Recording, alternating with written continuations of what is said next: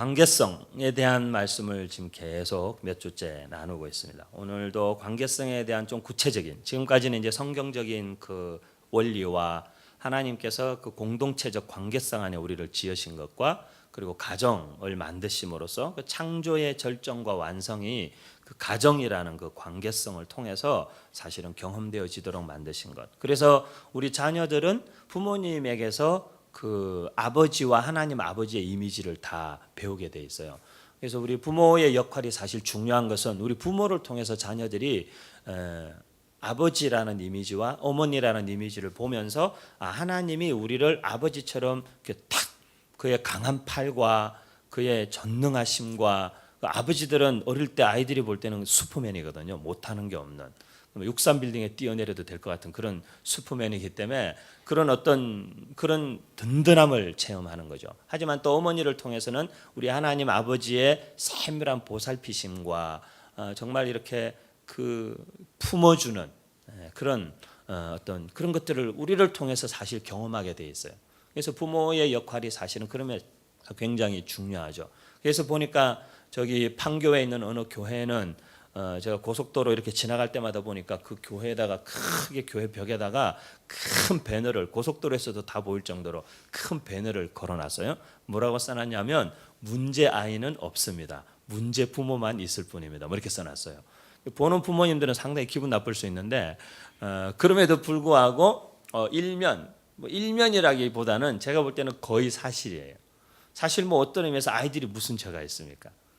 아이들은 사실 성인이 된다라고 하지만 18세, 만 18세 또는 20세 생물학적으로 우리가 정해놓은 어떤 사회학적으로 정해놓은 기준에 의해서 걔들이 성인이다라고 말하지만 사실은 아이라는 존재는 그들이 성인이고 성숙하게 행동할 수 있기까지 성인이 아닌 것이죠. 근데 그 아이들이 성숙하고 성숙하게 행동할 수 있기까지 양육해야 될 책임은 부모에게 있는 것입니다. 그것은 하나님이 정하신 원리예요. 아이는 저절로 성인이 되거나 저절로 성숙하지 않습니다. 부모가 그들을 어떻게 양육하느냐에 따라서 그 성숙이 결정되는 것이죠. 그렇기 때문에 우리 아이들을 계속 우리는 어쨌든 지켜보면서 이 아이가 만 18세가 됐다고 저도 세인이한테 그런 얘기 자주 하는 것 같아요. 야, 너도 이제 티네이저야. 만으로 하면 아직 아닌데 좀 억울하지만 어쨌든 한국 나이로 10살이 됐는데 세인아 너도 10살이면 이제 적은 나이가 아니야. 이렇게 자꾸 이제 나이로 밀어붙이려는 그런 게 있어요, 부모들은. 저희 아내도 보면 가끔 세인아 너도 이제 어린애가 아니야. 근데 우리가 어린애가 아니라고 우긴다고 걔가 어린애가 아니라는 게 아니라는 거죠. 너 이제 10살이니까 10살이라고 걔가 알아서 척척 다 할 수 있는 아이가 아니라는 거죠. 아이들이 그렇게 알아서 할 수 있을 만큼의 성숙에 이르기까지는 부모의 돌봄과 그들이 양육하고 잘할 수 있도록 환경과 여건과 관계성을 맺어주는 것이 절대적으로 필요하다는 것이죠. 그것이 하나님께서 그렇게 만들어 주셨기 때문에 그래요. 그렇기 때문에 우리가 이 관계성의 문제라는 것은 굉장히 중요합니다. 그것이 인생과 신앙의 기초가 되기 때문에 그래요. 그래서 우리 어깨동무에서 자주 그런 이야기, 어깨동무 사역원의 3대 키워드가 만남, 관계성, 공동체인데 그 관계성 이야기할 때 그러죠. 우리가 모든 일은 만남에서부터 시작되고 모든 관계도 만남에서 시작되기 때문에 만남이 참 중요하고 그 다음 중요한 것이 관계성이다. 관계, 모든 문제는 관계의 문제다. 하나님과 나와 신앙의 문제도 관계의 문제, 부부의 문제도 관계의 문제, 부모 자식 간의 문제도 관계의 문제, 직장 생활도 관계의 문제. 이게 보면 다 관계의 문제. 일이 힘든 것보다 사실은 사람이 힘든 거예요, 그죠? 그래서 이 관계성이라는 것에서 우리는 벗어날 수가 없어요. 예배도 이게 관계성으로 해석해야 되고 풀어야 되는 부분이 정말 많이 있죠, 예배도. 이게 관계성의 문제. 신앙도 어떤 종교적 행위가 아니라 이게 인격적 관계성에 대한 부분을 우리가 놓쳐버린 것들이 굉장히 많죠. 그래서 그 관계성에 대한 고민을 많이 해야 되는 것이 특별히 크리스찬들이 그래요. 그래서 하나님께서 우리를 관계성 안에서 창조하셨고 관계성 안으로 불러주셨고 그리고 우리가 그 관계성 안에서 살아가도록 하신 것이 하나님의 창조의 원리인 것이죠. 그래서 우리 예수 믿는 사람들이 이 관계의 문제에 굉장히 집중을 많이 해야 되는 그런 부분인 것 같아요. 하지만 그럼에도 불구하고 뭐 이렇게 관계성이라는 것은 평생의 과제인 것 같아요. 저한테도 참 어렵습니다. 저도 굉장히 다양하고 많은 사람들을 만나고 그들과 관계성을 맺고 별 이상한 사람, 엉터리 같은 사람, 좋은 분들, 다양한 사람들이 있지만 사람들은 저보고 되게 그렇게 다양한 사람, 이런 사람 저런 사람 어떻게 하냐 그러는데 쉽지 않습니다. 관계성이 쉬운 사람은 아무도 없습니다. 평생의 과제와 같은 것입니다. 그래서 우리가 그 관계성의 이 성경적 기초를 조금 몇 주간 살펴봤다면 이제는 구체적이고 실제적인 관계성에 들어가서 그 내용들을 조금 우리가 살펴보기를 원하는데, 그 첫 번째로 제가 굉장히 고민하고 기도하다가 딱 집은 사람이 다윗입니다. 이 다윗의 삶을 통해서 다윗의 관계성을 한번 들어가서 그 안에 우리가 그 관계성에 대한 몇 가지를 살펴보기를 원하는 것이죠. 오늘 보니까 다윗이 이 요나단을 만났어요. 요나단을 만났는데 요나단이 다윗을 딱 봤어요. 근데 다윗이 사울에게 이야기를 이렇게 하는 거죠. 너는 누구냐? 다윗이 이 골리앗의 머리를 손에 들고 지금 피를 뚝뚝뚝 흘리면서 골리앗의 머리를 손에 들고 와가지고 사울 앞에 서서 이제 자기가 얘기를 하는 거예요. 자기는 양치는 목동이고 소년인데 이새의 아들입니다.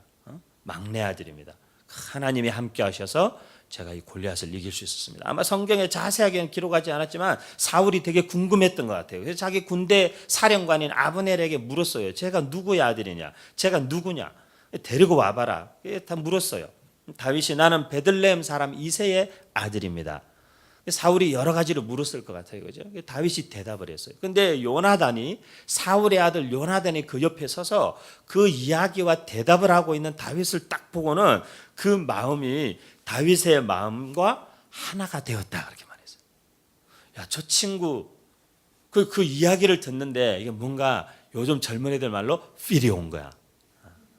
요즘 젊은이들 그놈의 필 때문에 연애도 못하고 계속 늙어가고 있는 사람들이 많은데 그 필이 꽂힌 거지. 이제 요나단에게 확 꽂혔어요. 꽂혀가지고는 쟤다. 쟤하고 평생 친구하면 좋겠다 나는. 저런 친구라면 내가 정말 평생 친구하고 싶다. 그런 마음을 사실은 요나단이 일방적으로 가진 거예요. 일방적으로. 요나단이 그 다윗이 자기 아버지와 대화하고 이야기하고 한 손에는 아마 골리앗의 머리를 그 지 몸통만한 아마 머리를 들고 한 손에는 혹시 골리앗의 칼을 들고 있었는지는 모르겠어요. 그렇게 서 있는 다윗이 하나에 딱 대답하는데 마음이 통한 거예요. 그리고는 갑자기 생명같이 사랑하고자 하는 마음이 일어났어요. 저런 친구라면 내 생명을 줘도 아깝지가 않겠구나. 아깝지가 않겠구나. 저는 이 말씀을 읽는데 가슴이 찡해졌어요. 왜냐하면 하나님이 우리를 보실 때 그렇게 보셨기 때문에 자기 아들을 주셨겠구나. 우리가 생각할 때 우리라는 존재는 뭐 아마 어떤 가치 매김을 우리가 우리 자신에게 하는지 모르겠어요. 우리가 생각할 때 나라는 존재는 과연 어떤 존재인가에 대해서 우리가 어떻게 자기를 평가하고 자기를 바라보는지 모르겠어요. 근데 하나님께서 우리라는 한 존재를 바라보실 때에 제 같으면 내 아들의 생명을 줘도 되겠구나. 하나님 그렇게 생각하십니다. 저는 인간 간의 우정, 그리고 우리가 요즘 말하는 의리, 이런 것들이 저는 그렇게 하찮은 것이라고 생각하지 않아요. 제가 티네이저 때 질풍노도의 시기를 보내면서 사귀도 많은 친구들이 있죠. 각 학교에 짝 먹던 놈들 다 이게 친구 같이 지내고 그랬던 시기절이 있었죠. 근데 제가 교회에 올 때마다 늘 시시하고 재미가 없었던 것은 예수 믿는 인간들이 의리가 없는 거예요. 내 친구들보다. 세상 친구들보다 의리가 없는 거야. 그게 이제 교회 생활이 되게 시시하고 재미없었던 이유 중에 하나였어요. 목사 아들이었지만, 목사 아들이니까 체면상 와서 이렇게 앉아 있었지만 이게 내 세상 친구들보다 의리가 없고 믿음이 안 가는 거야. 믿음이. 신앙 안에서의 관계성이라 것을 온전히 이해하기 전에는 그런 세상적인 의리 이런 것들이 저한테는 되게 중요했었어요. 그런데 그것이 결코 의미 없는 것이 아니에요. 왜냐하면 우리는 그것을 통해서도 하나님께서는 그 관계성을 통해서 하나님을 계속해서 우리를 경험하도록 하시기 때문에 그래요. 우리가 친구 관계를 특히 예수 믿는 사람이 안 믿는 사람들과 어떻게 맺느냐가 왜 중요하냐면 안 믿는 사람들은 늘 우리 이승종 목사님 자주 말씀하지 안 믿는 사람들은 하나님의 눈에 안 보이니까 우리를 계속 보는 거예요. 우리를. 하나님 믿는다는 사람들이 어떻게 사나 계속 보는 거예요. 하나님 믿는다는 사람 그 안에 하나님이 계시다는 사람은 어떻게 관계성을 맺나. 하나님 믿는다는 사람 하나님 안다는 사람은 어떻게 이렇게 사회적 약자들을 어떻게 돌보고 대하나? 아니면 어떤 고난이나 시련이 다가왔을 때 그것에 어떻게 반응하나? 아, 하나님 믿는 사람은 저렇게 반응하는구나. 그것을 우리 안에서 보는 것이죠, 그분들은. 하나님 믿는 사람은 저렇게 하는구나. 하나님 믿는 사람은 저런 상황 가운데에서도 참 입에서 감사가 나올 수 있구나. 하나님 믿는 사람은 나 같으면 저 정도 인간이면 상종도 안 하겠는데 저 사람을 또 용납하고 받아들이는 걸 보면 저건 인간이 하는 게 아니라 아마 하나님 믿는 사람이기 때문에 가능한 것 같다. 뭔가 이렇게 우리의 그 관계성 안에서 그 하나님의 이미지를 자꾸 보고 싶어 하는 거죠. 제가 한번 말씀드린 적 있는 것 같은데 제이슨 노라고 토론토에서 목회하는 최근에 제가 친구 정 교수님 통해서 만나서 친구가 된 목사가 있는데 그 디민 그 박사학위 논문을 그런 걸 썼다. 영적인 성숙. 사람들이 왜 영적인 성숙이 일어나지 않을까? 신앙생활을 오래 하고 성경 공부 많이 하고 예배도 매주 드리고 일주일에 몇 번씩 드리고 막 영적인 체험도 하고 막 그렇게 하는데 왜 사람들이 성숙하지 않을까? 삶의 변화가 일어나지 않을까? 그 주제를 가지고 아주 몇 년 동안 연구를 했어요. 이제 저희가 만나서 대화하고 저도 늘 그런 고민을 많이 하잖아요. 이게 우리가 뭐 한국 교회가 제자 훈련하고 성경 공부 몇십 년 가르쳐도 결국에는 막 이상한 짓 해가지고 대한민국의 제일 문제 교회가 되고 이런 상황들이 왜 생길까? 모두를 다 깜짝 놀라게 만드는 일들이 왜 시스템 좋고 프로그램 좋고 설교 잘하는 목사님 밑에서 설교 듣고 성경 공부 뭐 모든 제자 훈련 과정을 다 거치는 그런 교회들에서 이런 문제들이 막 계속 일어날까? 오히려 더 어떤 의미에서 여러분 작은 교회라고 얘기를 들자면 좀 이상하지만 작은 교회야 그래요. 뭐 저처럼 이렇게 설교도 별 시덥지 않고 뭐 이렇게 양육 체계나 무슨 교회 훈련 프로그램도 별로 없고 뭐 그러니까 뭐 공급받은 게 별로 없어가지고 성숙할 기회가 없어서 비리비리하거나 사고를 친다. 조금 정상 참작이 되는데 왜 이 좋은 프로그램과 좋은 환경과 좋은 예배와 멋있는 예배팀과 성가대와 많은 성경 공부와 이런 들을 다 거친 데서 이런 어려운 문제들이 계속 생김으로써 한국교회 전체 이미지가 막 바닥에 추락하는 이런 상황들이 계속 생길까? 저는 한번 고민을 계속 해보는 거예요. 계속 해보는 거죠. 큰 교회, 작은 교회를 나누는 것이 아니고 우리는 무엇을 하고 있는 걸까?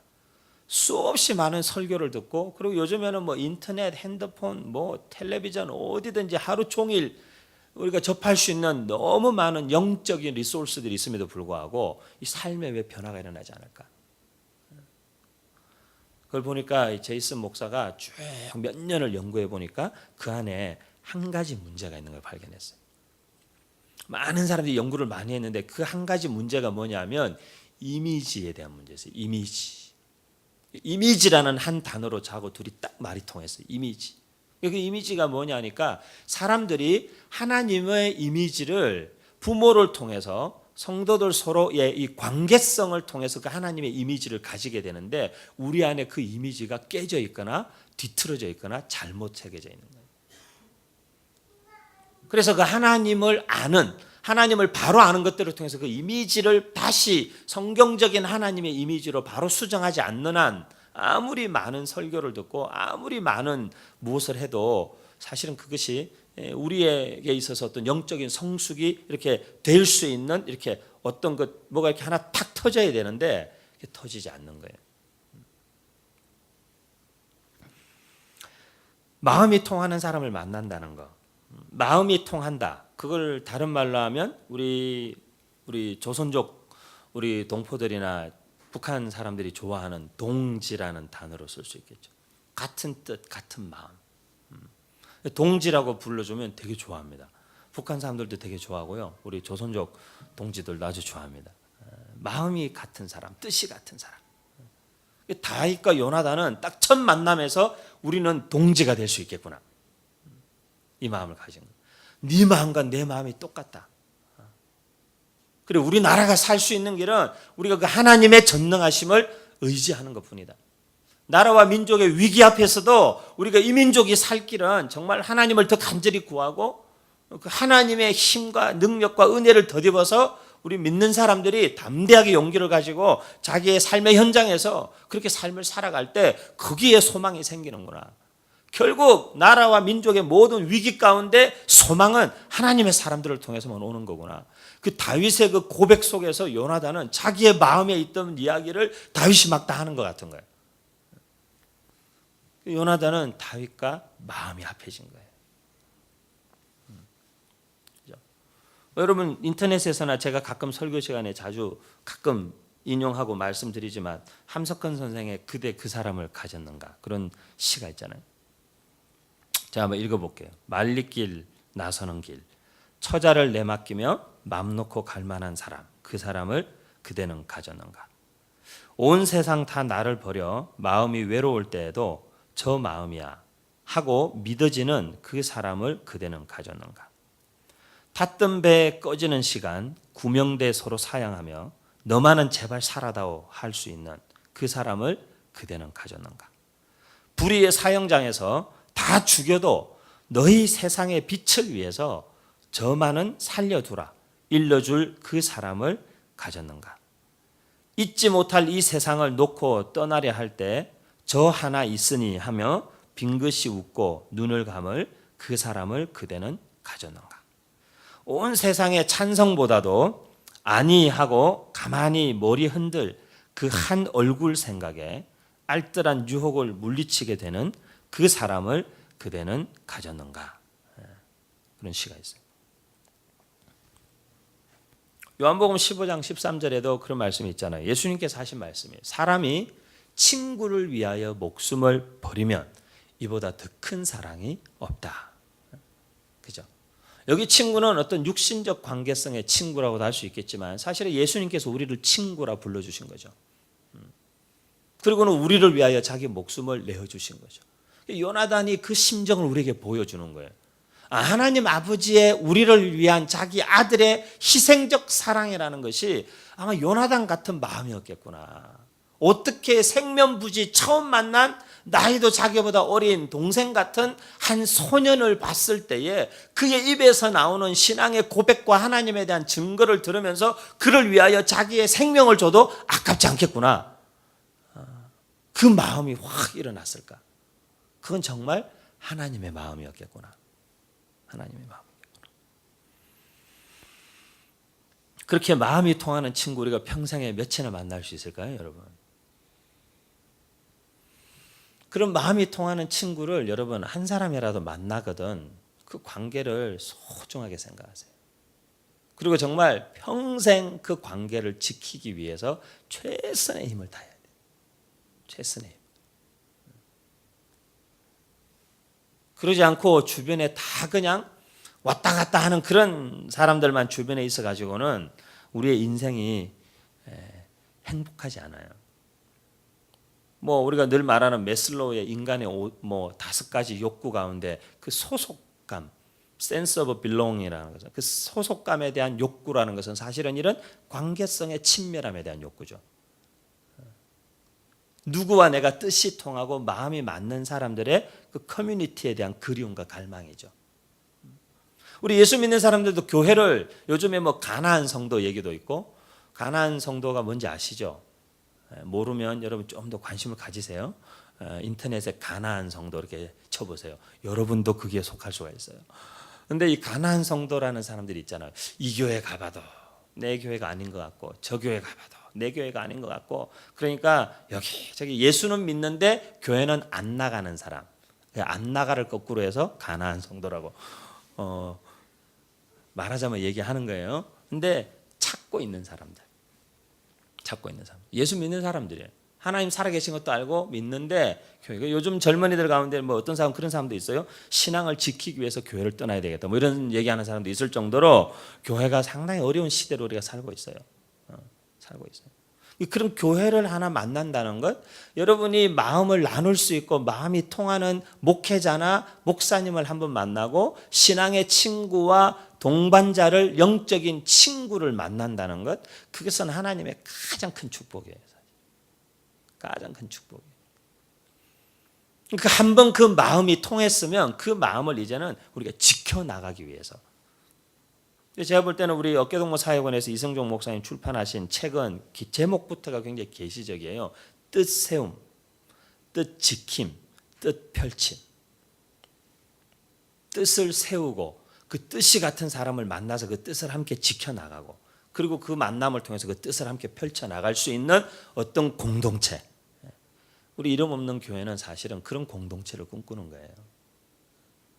막 이렇게 동네 사람들 다 붙잡아다가 앉혀가지고 자리를 꽉 채워가지고 빨리 어떻게 재정적으로도 더 넉넉해지고 그런 공동체를 꿈꾸는 게 아니고, 우리 교회가 추구하는 가치, 선교관을 통해서 나그네들을 섬기고, 우리 공간을, 이 대한민국에 큰 교회들이 많지만 20, 30명 되는 작은 규모의 선교단체나 기도 모임이나 선교사 자녀, 목회자 자녀 공간 한 번 빌려 쓰기가 참 어렵다 그래요. 다 갈 곳이 없어요.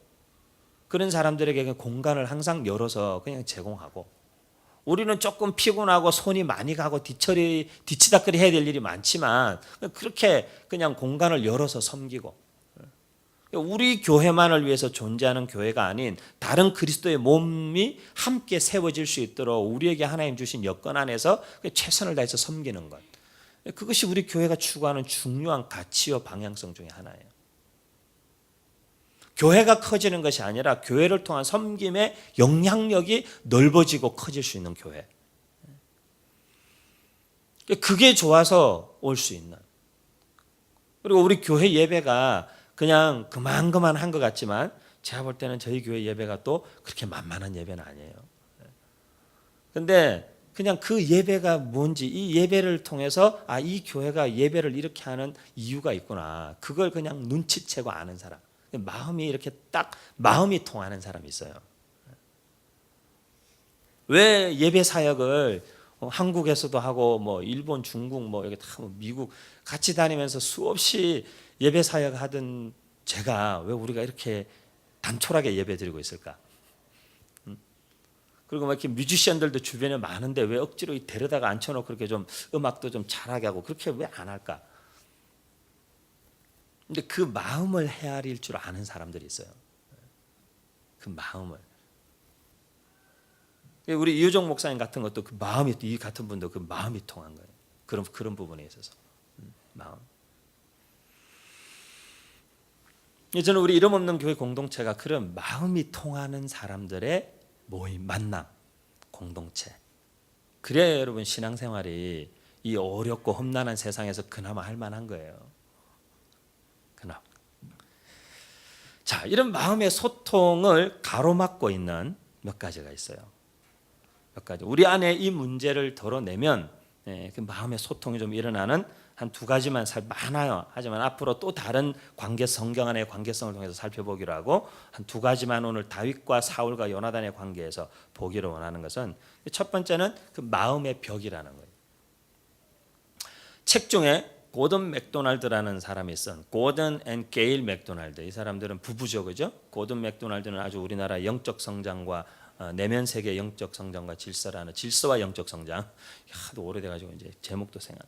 내면 세계의 질서와 영적 성장의 책을 쓴 전 세계적인 베스트셀러, 스테디셀러 작가이고, 가정이 한번 깨어질 위기를 경험했지만 또 잘 회복하고 일어나서 다시 또 굉장히 훌륭한 사역자로 지금까지 잘 섬기고 있는 분이신데, 그분이 그런 가정이 깨어질 위기를 경험했어요. 이런 성적인 문제로. 근데 어쨌든 그 주변에 그를 아끼고 사랑하는 사람들이 그 두 부부를 이렇게 한 1년 반, 2년 동안 그들이 다른 거 아무것도 신경 쓰지 않고 두 사람의 회복과 관계 회복에만 집중할 수 있도록 여건을 만들어주고 계속 기도해주고 상담하고 재정적으로나 모든 면에 서포트하면서 그 가정을 세웠어요. 다시 그 부부를 다시 세웠고, 그 과정을 지나고 난 이후에 이분들이 함께 몇 권의 책을 썼어요. 그 중에 하나가 마음과 마음이 이어질 때, 그런 책이었어요. 마음과 마음이 이어질 때. 한번 꼭 읽어보세요, 여러분. 이런 관계성이나 친밀함에 대한 욕구로 고민하는 분들은 자세하게 읽어볼 필요가 있어요. 그 책을 여러분 대충 보시면 안 되고 자세하게, 그리고 한 권을 빠지면 그 한 권에 좀 깊이 들어가는 책들이 있어야 돼요. 그래야 그것이 여러분의 마음에 남는 책이 돼요.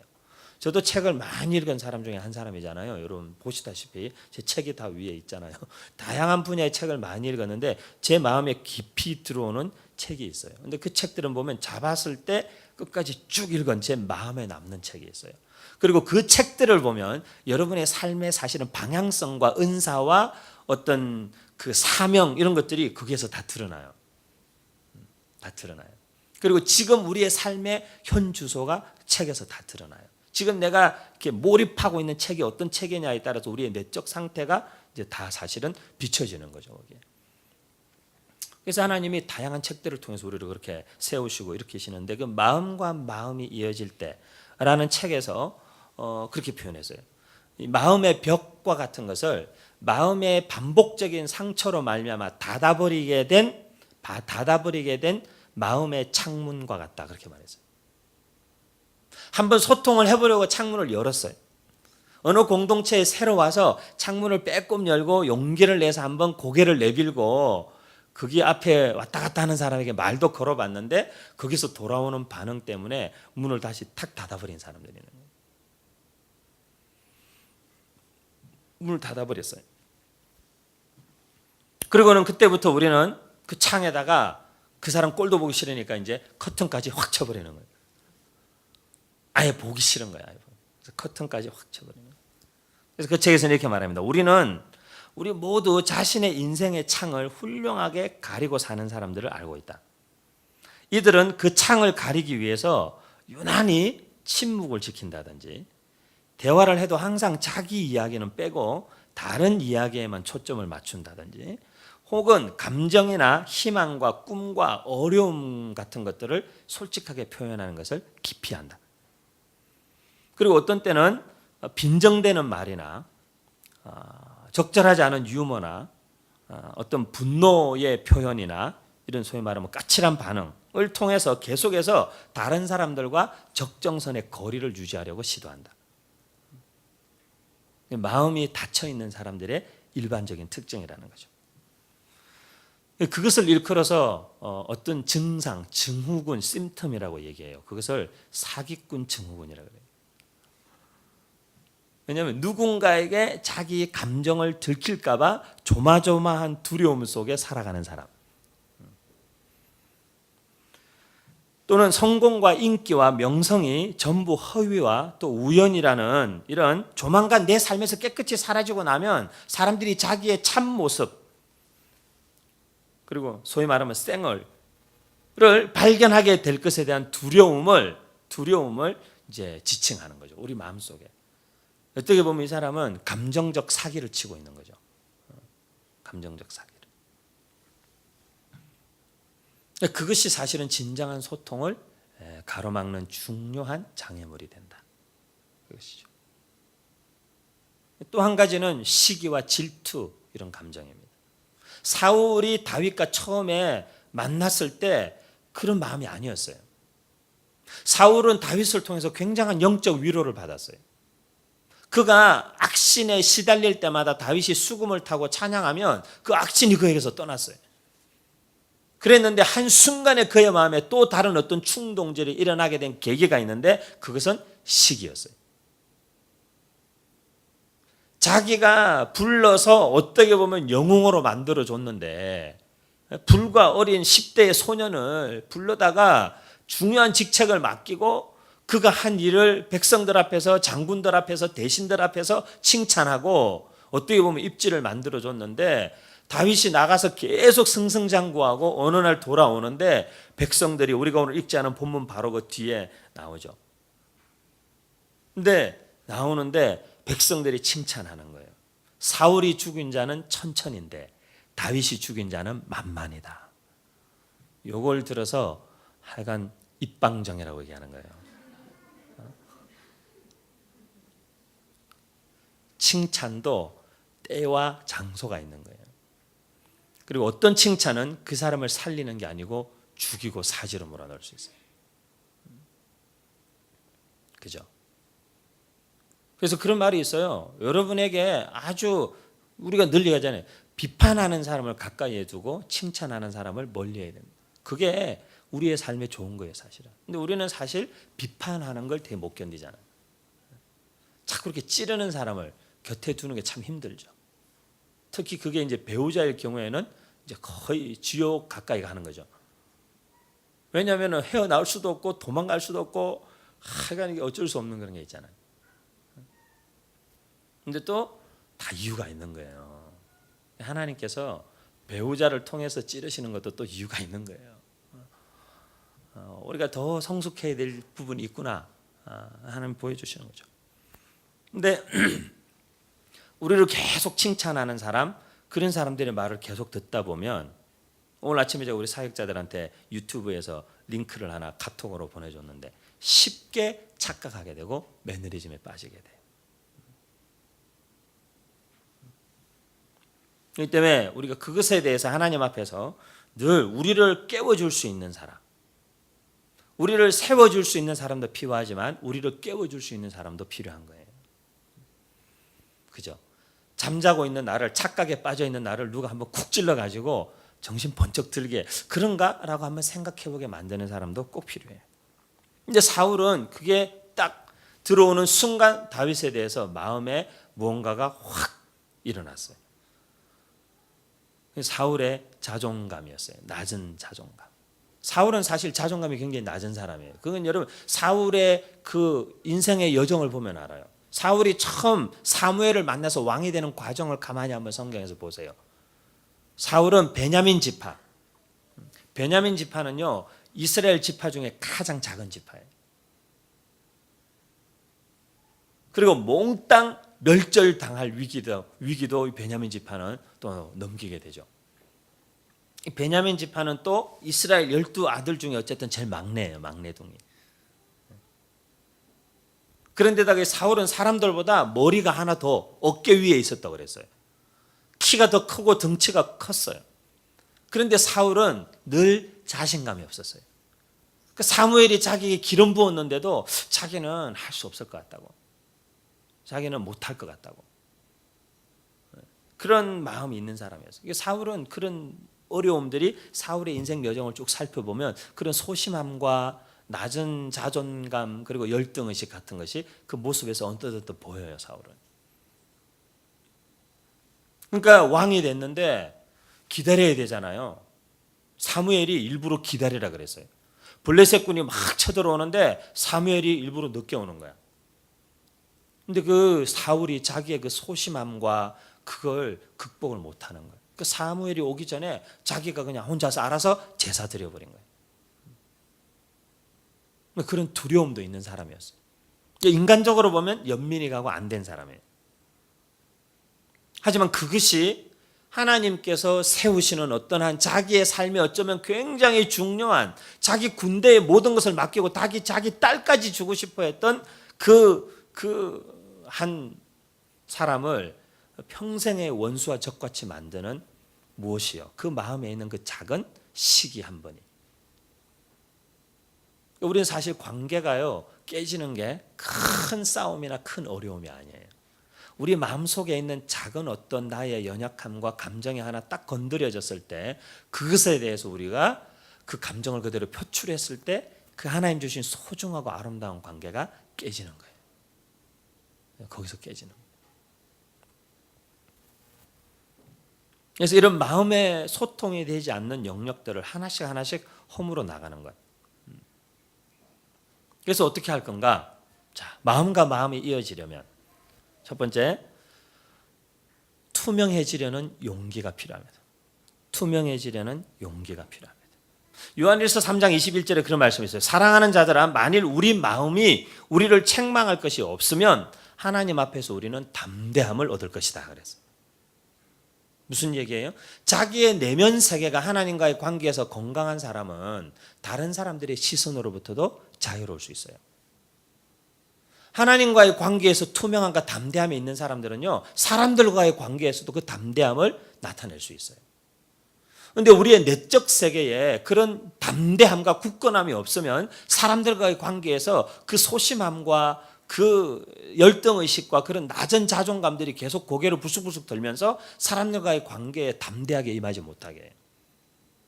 소심하게 되고 회피하게 되고 자꾸 돌아가게 되고. 그래서 항상 관계 회복은 나와 하나님과의 관계가 먼저 회복되어져야 되죠.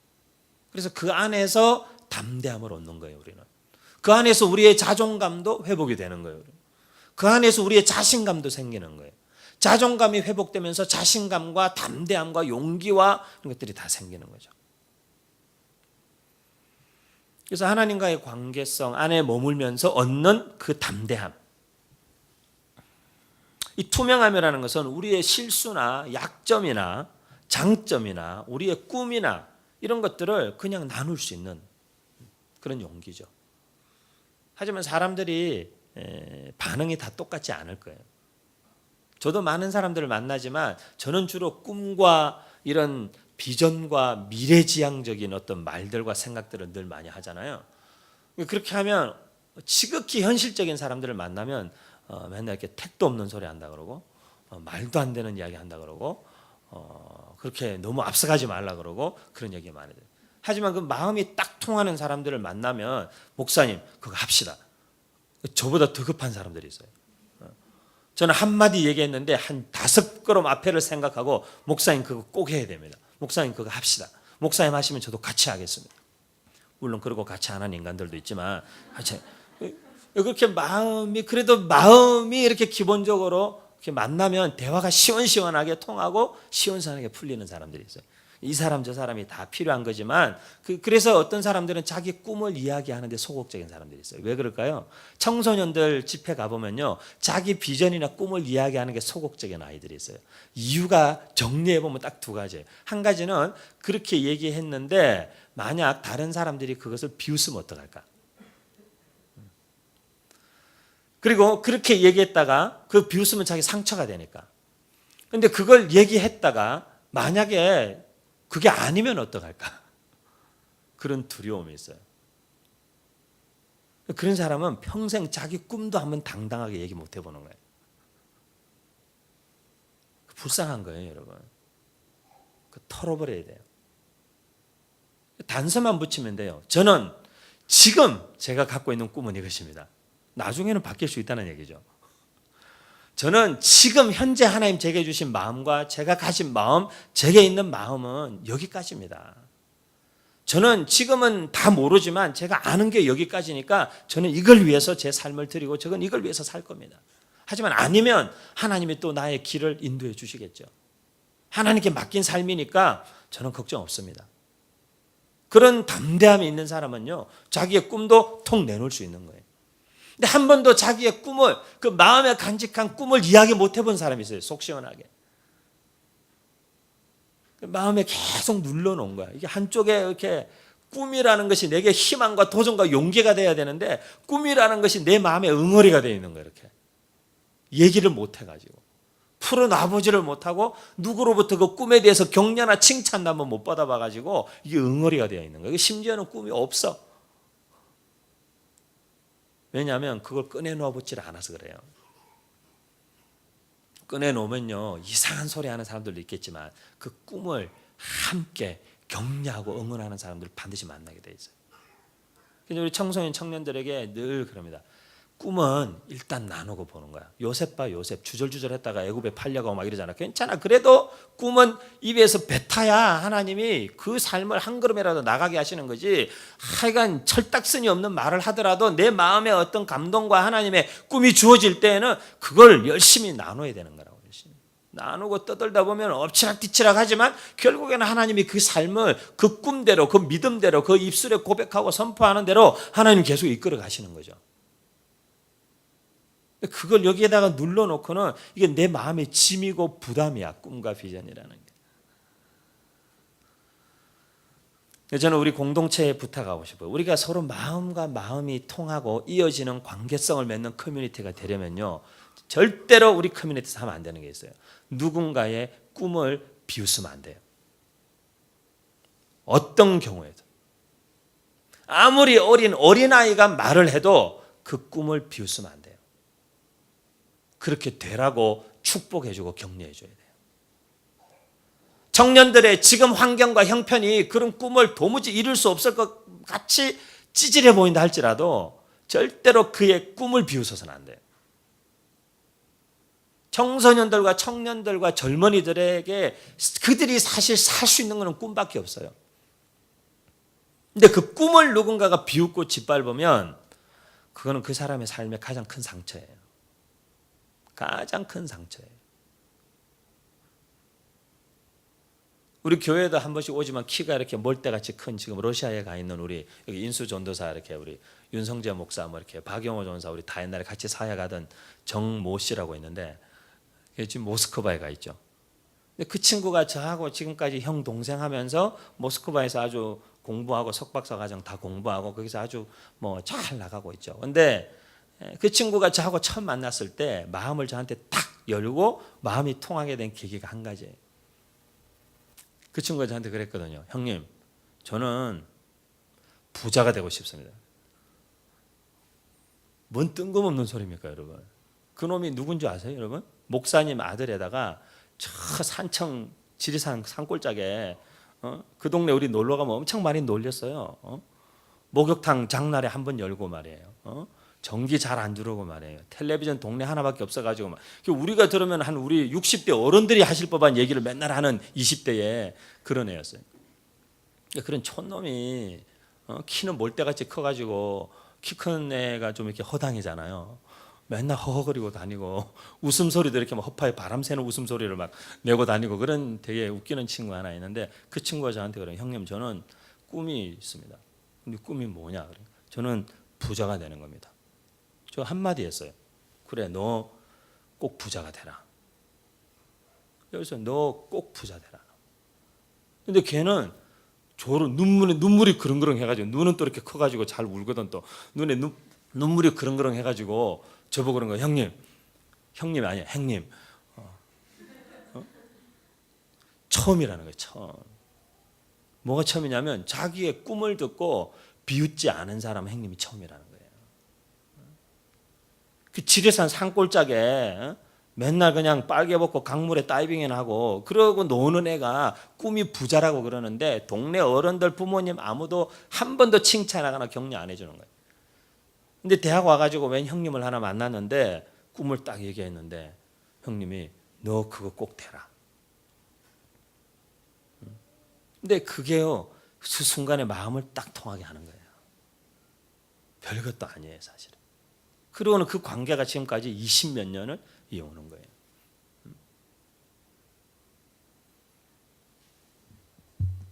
여러분 투명해질 수 있는 용기를 내려면 공동체가 그것을 받아줄 수 있어야 돼요. 그래서 우리는 두 번째 결단을 해야 됩니다. 그게 뭐냐면 끝까지 서로 함께 하겠다는 결단을 해야 합니다. 뭐 많은 사람들이 마음의 어려움과 관계의 고민과 갈등을 가지고 이야기할 때 그거에 대해서 사실은 대단한 무슨 처방전이 필요한 게 아니에요. 내가 너하고 항상 마음을 같이 하고 있다. 그것만 보여주면 돼요. 누가 꿈을 이야기했다가 상처받았다. 우리 목사들이 하는 일은 사실 대부분 그런 거예요. 성도들 가운데 목사님하고 관계에 시험에 들면 그게 신앙생활에 제일 어려워요. 그죠? 그런 사람은 거의 교회를 떠나게 돼요.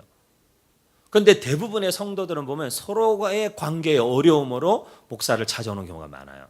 이분은 찾아와서 저 사람 때문에 힘들다 그러고 저분은 찾아와서 저분 때문에 힘들다 그러고 목사님 뭐 큰 교회 가면 더 그렇죠. 우리는 젊으니까 좀 나은데 막 이렇게 특히 주방에서 사건이 많이 생기니까 주방에 일하시는 권사님들이 막 이분은 저분이 설거지를 저렇게 하는 게 마음에 안 들고 이 설거지하는 방식 가지고 싸워서 교회를 떠나겠다. 이게 참 웃기는 거 아니에요? 그리고 꼭 부엌 바닥을 청소하는데 누구는 락스를 쓰고 안 쓰고 이런 거 가지고 또 싸우는 게 말이 안 되는 얘기인데 그런 게 있어요. 그게 있어요.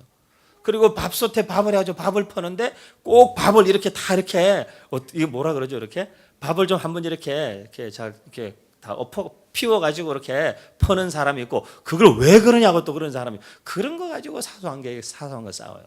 그런 사소한 걸 가지고 감정 자꾸 상하다가 급기야는 목사님 찾아 상담까지 해야 되는 이런 말도 안 되는 일이지만 그런 게 있어요. 나이가 들수록 어린애가 된다는 게 그래서 그런 것 같아요. 근데 우리의 비전이나 꿈 그런 사소한 일로부터 시작해서 비전이나 꿈을 이야기했을 때 누군가 그것을 비웃고 우리의 마음에 진지한 어떤 태도와 다가서고자 하는 열망을 누군가가 사정없이 한번 짓밟거나 이렇게 무시했을 때 그 느끼는 모멸감과 그 어떤 상처는 굉장히 크죠. 큽니다. 그럴 때 우리 목회자들이 해줄 수 있는 일은 찾아와도 별로 해줄 수 있는 일이 없어요.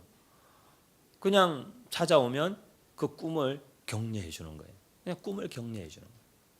그리고 믿음을 보여주는 거예요. 나는 그래도 집사님 내가 끝까지 믿습니다. 나는 집사님이 그 일을 하실 거라고 내가 믿습니다. 그리고 나는 그렇게 기도하고 있습니다. 나는 네가 이 문제를 잘 이겨낼 거라고 나는 믿는다. 그리고 하나님이 벌써 인도하고 역사하고 계시는 게 보인다. 그러니까 힘을 내라고. 그죠? 그래서 그냥 그런 거예요. 그래서 마음과 마음이 이어질 때라는 책에 보면 그런 표현이 있어요. 마음과 마음이 이어진 삶에는 종말은 없다 이런 말이 있어요. 왜 그러냐면 내가 죽어도 나의 마음이 그 마음이 통한 또 다른 사람의 삶을 통해서 계속 이어져 갈 것이기 때문에 그래서 그냥 또 갈 수 있는 거죠. 아까 함석헌 선생 시에도 얘기했잖아요. 그냥 잊지 못할 이 세상을 놓고 떠나려 할 때 저 하나 있으니 저 친구 있으니까 빙긋이 웃고 눈을 감을 수 있는 그 사람을 그대는 가졌는가.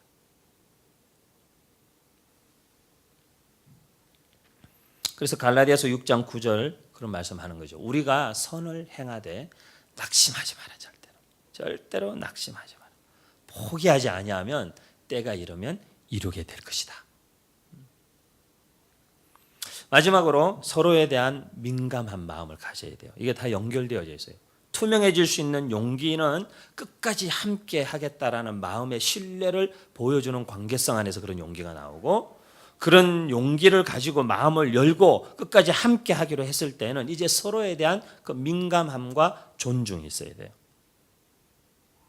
한때 유행했던 드라마 가사 중에 그 가사가 아니지 대사 중에 그런 게 있잖아요. 아프냐 나도 아프다. 그럼 누구죠? 그 이서진이가 하지원에게 한 말이잖아요. 아프냐 나도 아프다. 사실 말도 안 되는 얘기죠. 진짜 아플까요 그렇게? 상대가 어떤 감정을 우리에게 표현할 때 절대로 하면 안 되는 게 그건 좋다 싫다 나쁘다 옳다 이런 말을 하면 안 되는 거예요. 상대가 우리에게 어떤 감정을 표현할 때는 평가받기 위해서 표현하는 게 아니잖아요. 지금 내 감정과 내 생각이 옳다라는 걸 너한테 인정받으려고 말하는 게 아니거든요. 근데 우리는 자꾸 옳다 그르다 좋다 나쁘다 자꾸 그렇게 얘기하는 거예요. 아이들이 우리에게 뭘 표현할 때에도 그게 좋다 나쁘다 옳다 그르다가 아니에요. 자기의 감정이 액셉트 되기를 바라는 거죠. 자기가 지금 그렇게 느끼고 있다라는 것이 부모에 의해서 받아들여지기를 바라는 거죠. 우리 시대의 아이들의 상처는요 받아들여지지 못한 것에 대한 상처예요. 제가 볼 때는 우리 시대의 어린이로부터 청소년, 청년 심지어 지금 우리 나이 또래 여기 있는 저하고 나이 또래가 다른가요, 여러분? 그러니까 우리 교회 나이 또래까지도요. 그 받아들여지지 않은 것에 대한 상처가 다 있는 거예요. 거절감. 오히려 우리는 그 감정에 대한 그런 대응보다는 이 사람에게 어떻게 하면 이 순간에 이 사람에게 함께 있음을 내가 너와 마음으로 함께 하고 있다라는 걸 보여줄 수 있을까? 너의 그 감정에 대해서 내가 마음을 함께 하고 있다라는 거. 그 아내들도 늘 저희 아내도 저에게 그런 얘기 늘 하거든요. 답을 원하는 것이 아니라 공감해 주기를 원하는 것이라고. 그죠? 근데 우리 남자들은 답을 딱 얘기해 주려는 그런 성향이 있잖아요. 그리고 성격에 따라 다르지만 그냥 여자들은 단순 공감을, 지금 서로 얼굴을 마주보는 부부가 있는데 공감을 원하는 거죠. 공감을 원하는 거죠. 이 부부가 같이 안 앉는 사람들은 무슨 이유가 있는 거예요? 공감을 원하는 것입니다. 그래서 오히려 어떤 감정에 대해서 평가하기보다는 그냥 어떻게 하면 지금 이 순간에 이 사람에게 우리 남편은, 아내는, 또는 이 친구가 정말 좋은 친구구나 라는 걸 느낄 수 있을까? 믿고 계속 이야기를 이어갈 수 있겠다라는 것을 느낄 수 있게 해줄 수 있을까? 이 사람에게 내가 어떻게 하면 지금 이 순간에 조금 더 격려해서 마음을 더 풀어내도록 오히려 이끌어 줄 수 있을까? 아니면 조금 혼자 있을 수 있는 시간과 공간을 조금 만들어 줄 수 있을까? 함께 울어줘야 할 것인가? 함께 웃어줘야 할 것인가? 아니면 그저 어떤 액션을 리액션보다는 그냥 곰곰이 가만히 들어줘야 되는 시간이 아닐까? 그런 생각들을 오히려 해봐야 되는 거죠. 그것을 자꾸 이렇게 판단하려고 하지 말고. 이것은 영적인 생활에서 굉장히 중요한 영향을 미쳐요. 베드로전서 3장 8절에도 마지막으로 말하노니 너희가 다 마음을 같이하여 동정하며 형제를 사랑하며 형제를 불쌍히 여기며 서로에 대한 겸손한 마음을 품어라. 기도도 그렇게 마음이 통했을 때 하나 된 기도에 엄청난 역사가 나타나는 거예요. 그 마음이 그렇게 통했을 때. 사실 집회 가서 목사가 처음 만난 청소년들, 청년들, 회중들하고 시도하는 것은 마음이 통하게 하는 것이에요. 마음이 통하게. 마음이 통하지 않은 상태에서 기도합시다. 기도 안 합니다. 생전 처음 만난 청소년들이 생전 평생에 처음 보는 목사가 와가지고 막 지 하고 싶은 말 다 하고는 이제 막 기도하라고 억지로 몰아세운다고 기도 안 합니다. 그 설교 속에, 메시지 속에 공감이 일어나지 않으면 힘들죠. 그래서 우리 이름 없는 교회 공동체 여러분, 그 마음과 마음이 이어질 때 그 책에 보면 한 파트에 그런 말이 또 있어요. 하나님이 그렇게 마음과 마음이 이어지는 경험을 하게 하는 그 사람을 만나면 그의 성공이 곧 너의 기쁨이 될 거야. 이 사람이 바로 네가 함께 있고 싶어하고 네 삶을 나누고 싶어하고 내 인생을 주고 싶어하는 그 사람이다라는 걸 알게 될 거야. 이 사람이 바로 앞으로 나와 즐거운 관계를 이어갈 수 있게 될 사람이구나라는 것을 네가 알게 될 거다. 그리고 그의 하나님이 너의 하나님이 되고 그의 비전이 곧 너의 비전이 되는 사람, 그 사람은 너와 마음이 이어지고 하나가 된 사람이다.